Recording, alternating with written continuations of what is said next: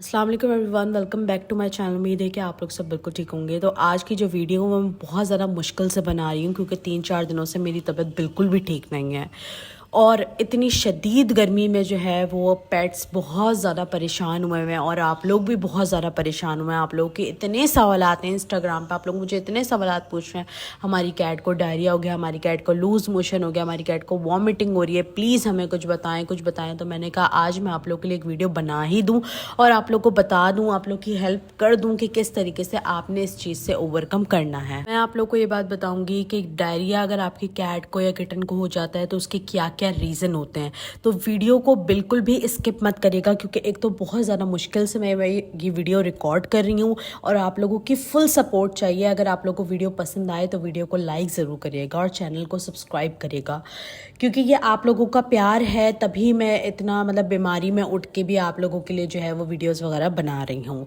तो मैं आप लोगों को रीज़न्स बताऊँगी, उसके क्या रीज़न होते हैं, किस वजूहात से कैट को जो है वो डायरिया लूज मोशन वगैरह लग जाते हैं और इस वीडियो के एंड तक आप लोगों को सोल्यूशन भी पता लग जाएगा इसका कि आपको अपनी कैट को इससे ओवरकम कैसे करना है। यहाँ पर मैं आप लोगों को बिल्कुल सिंपल तरीके से समझाने लगी हूँ कि डायरिया जो है ना वो कैट्स के लिए क्या होता है और लूज मोशन वगैरह जो है वो किस तरह कैट्स को लग जाते हैं, इसके क्या कॉजेज होते हैं और इसका क्या ट्रीटमेंट होता है। सबसे पहले तो मैं आप लोगों के साथ एक बात क्लियर कर देती हूँ कि डायरिया जो है ना कैट्स को वो बहुत सारे वजूहात की वजह से हो सकता है, उसका कोई एक रीजन नहीं होता कभी भी, इसलिए इसका ट्रीटमेंट भी जो होता है ना वो अलग अलग तरीके का ही होता है। अब हम बात करते हैं कि इसके रीजंस क्या है। तो सबसे पहला रीजन जो है ना वो है फूड।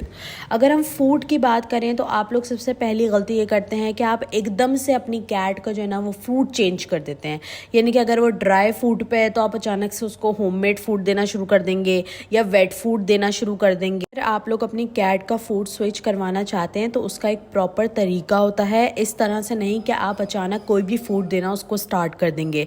इससे कैट को डायरिया हो जाता है, लूज मोशन वगैरह और वॉमिटिंग की शिकायत होती है। इससे होता यह है कि जब आप अचानक से अपनी कैट का फूड चेंज करते हैं तो उसका जो स्टमक होता है ना वो अपसेट हो जाता है क्योंकि उस चीज़ की कैट को जो है ना वो आदत नहीं होती और आप जब एकदम से उसको वो चीज़ प्रोवाइड करेंगे ना तो उसका स्टमक जो है वो अपसेट हो जाएगा। आप शुरू से उसको जो चीज़ थोड़ी थोड़ी देते आ रहे हैं उसकी उसे आदत होती है। अब आप कोई चीज़ चेंज कर रहे हैं, कोई फूड ब्रांड चेंज कर रहे हैं या उसको डायरेक्ट होममेड फूड पे लेकर आ रहे हैं तो इस चीज़ की कैट को आदत नहीं है तो उससे उसको स्टमक की प्रॉब्लम होती है। बात करते हैं सेकंड मिस्टेक की, जो कि है कि आप लोग अपनी कैट को इस तरह का फूड प्रोवाइड करते हैं जिससे उसको एलर्जी हो जाती है, जो कि वो डाइजेस्ट नहीं कर पाती है और फिर उसको डायरिया और लूज मोशन लगते हैं। लाइक के जैसे कि आप मिल्क की बात करें तो आप अगर गाय का दूध अपनी कैट को दे रहे ना तो उसके अंदर लैक्टोज होता है जो कि कैट्स के लिए अच्छा नहीं होता है। अगर आप अपनी कैट को देंगे तो उससे आपकी कैट को डायरिया की शिकायत होगी लाजमी। अगर आप लोग अपनी कैट को दूध पिलाना चाहते हैं तो आप उसको लैक्टोज फ्री मिल्क दें। लैक्टोज वाला दूध अगर आप अपनी कैट को देंगे तो उसको डायरिया की लाजमी शिकायत होगी। इसके अलावा और जो रीजंस होते हैं उसके अंदर ब्रेड हो गया, रोटी हो गया, मीठा हो गया, घर की जो चीज़ें आप लोग खुद खाते हैं वो आप अपनी कैट को थोड़ा थोड़ा दे देते हैं तो उससे भी आपकी कैट को डायरिया लग जाता है। ये बात मैंने पहले भी बताया कि ये सारी चीज़ें कैट्स के लिए नहीं होती हैं। आप लोग दे देते हैं थोड़ा थोड़ा कैट को और उससे कैट को जो है वो डायरिया और लूज मोशन लग जाता है। तो इन चीज़ों को आपने लाजमी अवॉइड करना है जिससे कैट को एलर्जी हो और फिर उससे उसे डायरिया हो। बात करते हैं कि फूड के अंदर एक तीसरी रीज़न कि अगर आपकी कैट कोई पॉइजनिंग फूड खा ले, जैसे आपने देखा होगा कि आपके घर में जगह जगह इधर उधर कोई चीज़ पड़ी होती है या फिर आपकी कैट बाहर वगैरह जाती है या कूड़े के अंदर जाके मुंह मार लेती है तो वहाँ पे कोई प्लास्टिक या ऐसी कोई चीज़ पड़ी होती है, अगर वो कैट खा ले तो उससे भी कैट को डायरिया हो जाता है। आप लोगों ने इस चीज़ का ख्याल रखना है कि आपकी कैट कोई ऐसी चीज़ ना खाए जिसके अंदर पॉइजन हो और पॉइजनिंग की वजह से आपकी कैट को जो है वो डायरिया हो जाए। अक्सर लोग ये भी कहते हैं कि हाँ, बहुत खुशी से बता रही हूँ कि हमारी कैट जो है वो चूहा मार के खा लेती है या फिर छुपकली मार के लेती है, कॉकरोच, तो ये भी कैट्स के लिए अच्छा नहीं होता है। इससे भी कैट को डायरिया और लूज मोशन की शिकायत हो जाती है। इसके बाद जो दूसरा और बड़ा मेन रीजन होता है वो है डिवॉर्मिंग। आप लोग अपनी कैट की डिवॉर्मिंग नहीं करवाते। अक्सर लोग, मैं ये चीज़ देखती हूँ कि उन लोगों को डिवॉर्मिंग का मतलब ही नहीं पता होता, उनको पता ही नहीं होता कि कैट्स की डिवॉर्मिंग वगैरह भी कोई चीज़ होती है। तो उसका लिंक मैं यहाँ ऊपर लगा दूंगी, आप लोग चाहें तो आप लोग जाकर देख सकते हैं। आप लोग को अंदाज़ा हो जाएगा कि डिवॉर्मिंग कैट्स के लिए कितना ज़्यादा ज़रूरी होती है और अगर हम उनके ना करवाएं डिवॉर्मिंग तो उससे भी कैट्स को बहुत नुकसान पहुंचता है। अगर आप अपनी कैट की डिवॉर्मिंग नहीं करवाएंगे तो उसके जो इंटरनल पैरासाइट होते हैं वो इंक्रीज़ करते जाते हैं और उसके स्टमक में वो प्रॉब्लम करना स्टार्ट कर देते हैं। हर 3 महीने बाद आप लोगों ने कोशिश करनी है कि आप लोगों ने अपनी कैट की डिवॉर्मिंग लाजमी करवानी है, ताकि जो उसके पेट में जो पैरासाइट इंक्रीज हो रहे हैं वो किल हो जाएं और उसकी ग्रोथ भी ना रुके और उसकी ग्रोथ भी अच्छी हो जाए और उसको डायरिया और लूज मोशन की शिकायत भी ना हो। सर लोग ये भी कहते हैं कि हमारी कैट को जो स्टूल है ना उसके ना ब्लड आ रहा होता है, तो उसके अंदर भी ये रीज़न होती है डिवॉर्मिंग ना करवाने की।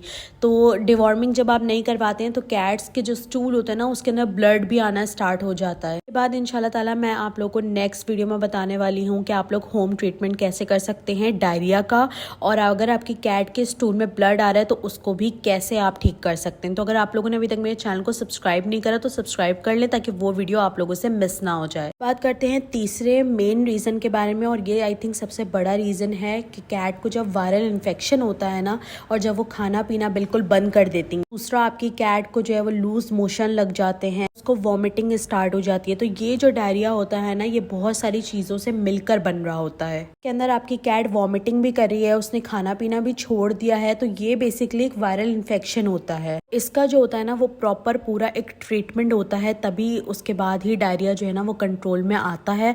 वरना अगर आप घर में ही ऐसे ही आप उसकी ट्रीटमेंट वगैरह करते रहोगे ना तो ये चीज़ फिर कंट्रोल में आना बहुत ज़्यादा मुश्किल हो जाती है। अगर तो आपकी कैट के साथ इस तरह की कोई कंडीशन है तो आप इस चीज़ को बिल्कुल भी नॉर्मल मत लीजिएगा, जल्द से जल्द आपने अपनी कैट को डॉक्टर को दिखाना है। इसके बाद अगर हम कॉमन रीजंस की बात करते हैं कि इसके अलावा और कौन से ऐसे कॉमन रीजंस है जिसके अंदर कैट को जो है लूज मोशन वगैरह होते हैं, तो वो होती है हैवी डोज, यानी कि हैवी मेडिसिन होती है कैट को दी जाती है, तो उसमें भी कैट को जो है वो लूज मोशन वगैरह लग जाते हैं। आपने अपनी कैट को कोई गलत मेडिसिन खिला दी है या फिर उसको वो मेडिसिन डाइजेस्ट नहीं हुई है, तब भी आपकी कैट को जो है वो लूज मोशन की शिकायत हो सकती है। इसलिए मैं आप लोगों को हमेशा कहती हूँ कि कोई भी मेडिसिन देने से पहले अपनी कैट को एक दफ़ा डॉक्टर को लाजमी दिखा दिया करें और डॉक्टर से पूछ लिया करें कि मेडिसिन हम अपनी कैट को दे सकते हैं, और अगर दे सकते हैं तो कितनी दे सकते हैं। ये तो थे कुछ कॉमन रीजंस जिसकी वजह से कैट को डायरिया होता है। तो उम्मीद है कि आप लोगों को मेरी बात समझ आ गई होगी। अगर समझ में आ गई होगी तो दोबारा आपकी कैट को कभी भी डायरिया नहीं होगा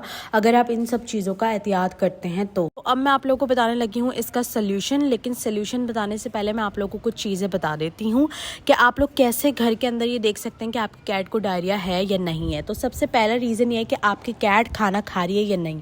अगर तो वो खाना नहीं खा रही तो ये एक बहुत सीरियस कंडीशन है। दूसरा, आप उसकी आइज़ दे सकते हैं। अगर आप उसकी आइज़ जो है वो शाइन कर रही है, यानी कि उसके अंदर कोई डलनेस वगैरह नहीं है तो ठीक है। और तीसरी चीज़ ये कि कैट की जो बैक साइड होती है, जहाँ से कैट की जो मदर होती है, यानी कि आपने देखा होगा मदर अपने किटन को मुंह से जब दबाती है तो उस जगह को जब आप फोल्ड करेंगे ना, फोल्ड करके देखेंगे और 1 मिनट के लिए आप छोड़ देंगे, अगर वो फ़ौरन वो जगह अपनी जगह पर वापस आ रही है, यानी कि उसकी जो लेयर होती है वो वापस आ रही है तो ठीक है।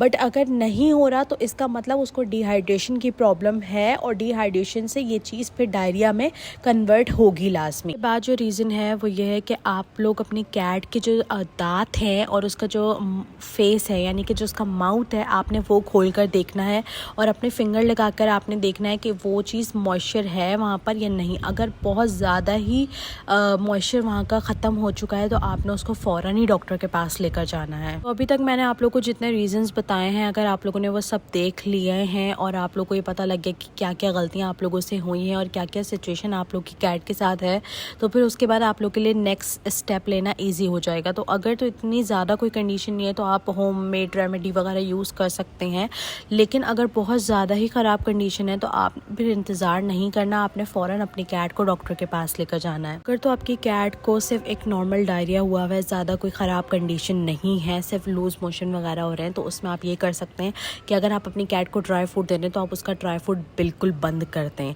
आप उसको जस्ट पानी दें और आपने जस्ट उसको पानी पिलाना है, या फिर आप उसको कोई लिक्विडी चीज़ दे सकते हैं जैसे कि सेरेलैक वगैरह दे सकते हैं, बट आप खाने के लिए उसको कुछ भी ना दें। तकरीबन 12 से 13 घंटे आप उसको कुछ भी ना दें। 12-13 घंटे के बाद जो है ना, जब आप अपनी कैट की कंडीशन कुछ बेहतर समझें तो आपने उसको चिकन देना है खाने को, यानी कि आपने उसको होममेड फूड देना है खाने को, आपने उसको ड्राई फूड बिल्कुल भी नहीं देना। सारी जो चीज़ें होती होती हैं ना, जिससे कैट्स को डायरिया और लूज़ मोशन वगैरह ये सारी चीज़ें प्रॉब्लम, ये सारी चीज़ें ड्राई फूड से ही बेसिकली स्टार्ट हो रही होती हैं। क्योंकि आप लोग इतनी गर्मी के मौसम में भी अपनी कैट को ड्राई फूड प्रोवाइड करे होते हैं, जो कि बिल्कुल गलत होता है। ना उसको दूध नहीं देना है, उसको डेयरी प्रोडक्ट वगैरह नहीं देना है। आप उसको होममेड चीज़ें दे सकते हैं, जैसे कि कलेजी हो गया या चिकन के पंजे वगैरह हो गए, लिवर वगैरह हो गया, इस तरह के चिकन बॉईल करके आप उसको दे सकते हैं। तो अब बहुत सारे लोग मुझसे मेडिसिन का भी पूछते हैं कि प्लीज़ मेडिसिन बता दें, तो मैं आपको बात बता दूं कि मेडिसिन वगैरह आप अपने डॉक्टर से ही पूछें। मेडिसिन मैं आपको कोई भी नहीं बताऊंगी। हाँ, जो भी होम ट्रीटमेंट वगैरह है वो मैं आप लोग के साथ लाजमी शेयर करूँगी इंशाल्लाह ताला। नेक्स्ट वीडियो के अंदर मैं आप लोग को इसका होम ट्रीटमेंट भी शेयर करूँगी कि अगर आपकी कैट को डायरिया और कॉन्स्टिपेशन की शिकायत है तो आप घर में किस तरीके से इसको दूर कर सकते हैं। अदरवाइज़ जितनी बातें मैंने आप लोग को बताई हैं, जितनी चीज़ें बताई हैं, अगर आप उनका ख्याल रखते हैं तो इंशाल्लाह ताला अगर आपकी कैट को डायरिया होगा भी तो वो ठीक हो जाएगी। उम्मीद है कि आप लोगों को मेरी आज की वीडियो पसंद आई होगी। अगर पसंद आई हो तो लाइक शेयर सब्सक्राइब जरूर करिएगा। मिलता है नेक्स्ट वीडियो के अंदर। अपना बहुत सारा ख्याल रखिए।